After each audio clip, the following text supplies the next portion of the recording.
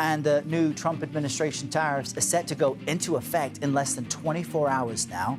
The president's scheduled to make the announcement in the Rose Garden tomorrow, surrounded by members of his cabinet. But what does this all really mean? For more on those tariffs, let's bring in senior White House correspondent Weijia Jiang. Weijia, great to see you this morning. We're having a hard time getting the specifics on this topic that impacts really everyone. So what is known about the tariffs and the expected economic impact?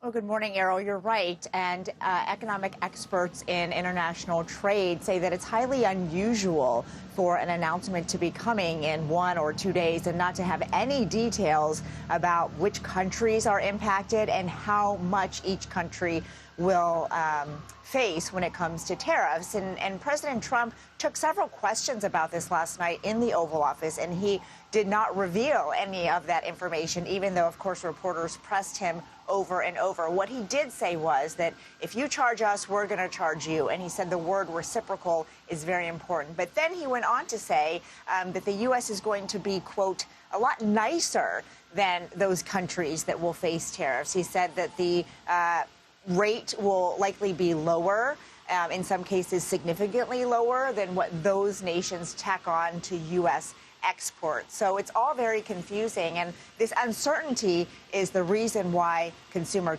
confidence is taking a tumble, why, various different industries say that they are already seeing prices go up because they want to build a buffer for potentially higher prices that they have to take over. So, Errol, it's all, a big question mark right now. What we do know is, as you mentioned, we are supposed to learn a lot more of these details when the president makes the formal announcement tomorrow here at the White House. We will stand by for that. And Weijia, on another topic, President Trump, I understand, is expected to visit Saudi Arabia. That would be his first foreign trip since his return to the White House. What do we know about that?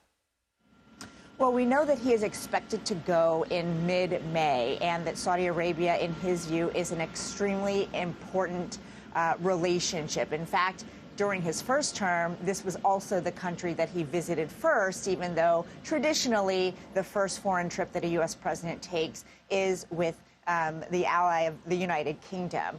But we know that one of President Trump's goals on his foreign policy agenda is to broker a deal to normalize relations between Israel and Saudi Arabia. In fact, he did that for Israel and several other Middle Eastern countries during his first term, and this is sort of the remaining crown jewel in his view.